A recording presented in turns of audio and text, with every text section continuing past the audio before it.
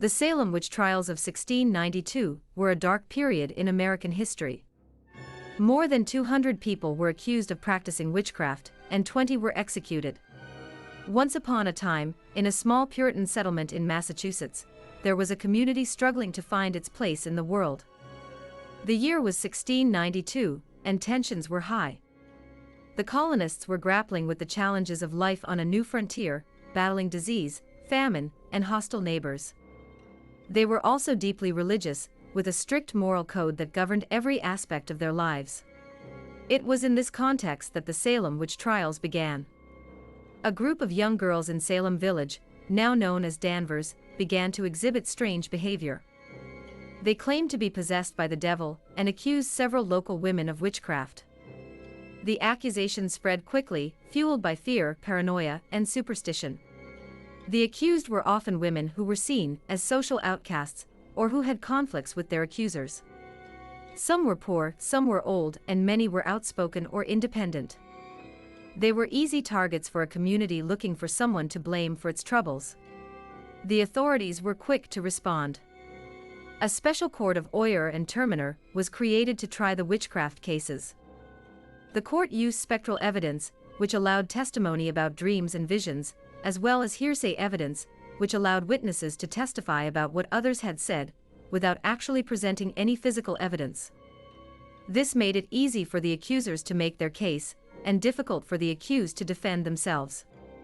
As the trials progressed, more and more people were implicated. The accused were subjected to harsh questioning, torture, and even execution. In the end, 20 people were put to death, mostly women, and many others were imprisoned.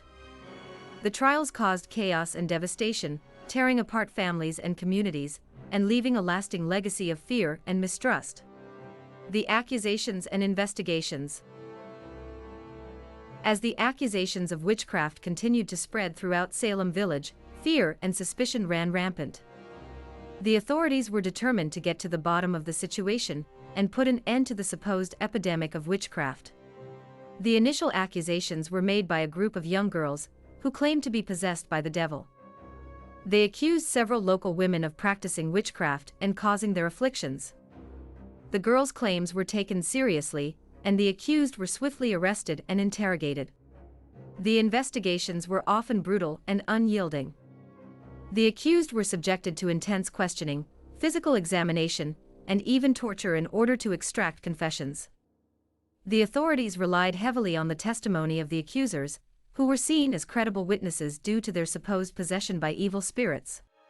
The accused were often women who were already on the fringes of society, including widows, single women, and those with unpopular opinions.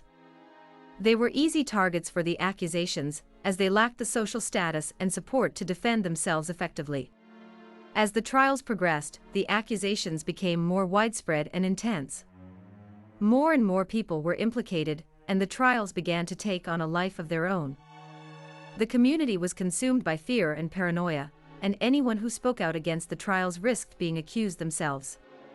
Despite the harsh methods used by the authorities, some of the accused refused to confess to witchcraft. They maintained their innocence, even in the face of extreme pressure and punishment. However, many others were not so fortunate. 20 people were put to death, and many more were imprisoned or forced to flee for their lives. Don't forget to like and share this video if you enjoyed it, and subscribe to our channel for more top 10 videos like this one. The Trials and Executions. The Salem Witch Trials reached their peak in the spring and summer of 1692. The accused had been arrested, interrogated, and imprisoned, and now they faced the daunting prospect of a trial for witchcraft.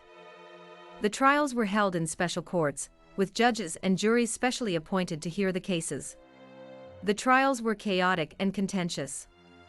The accused were often subjected to intense cross-examination, and the testimony of the accusers was frequently accepted as evidence, despite its questionable reliability.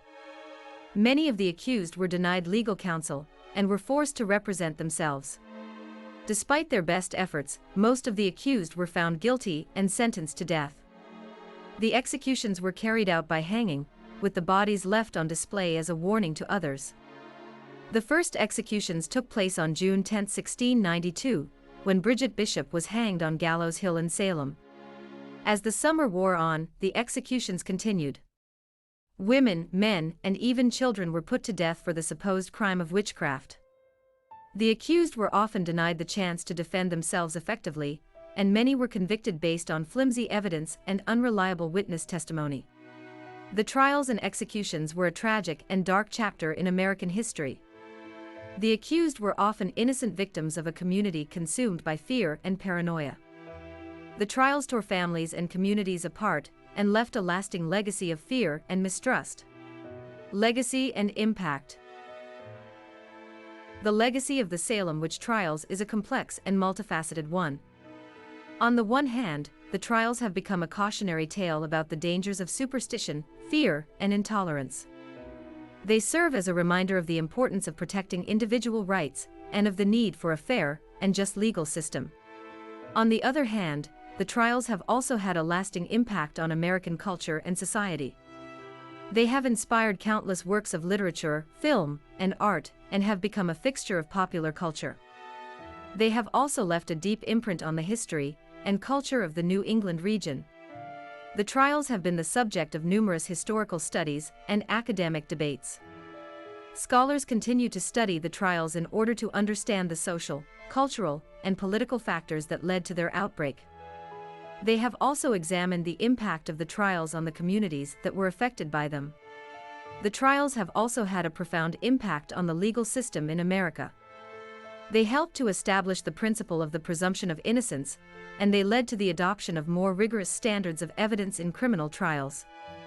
They also played a role in the development of the American justice system and the protection of individual rights. In conclusion, the Salem Witch Trials have left a complex legacy, one that has both positive and negative aspects. They serve as a reminder of the dangers of intolerance and the importance of protecting individual rights, while also inspiring a rich cultural legacy and shaping the development of the American legal system. Want to see more top 10 videos like this one? Subscribe now and join our community.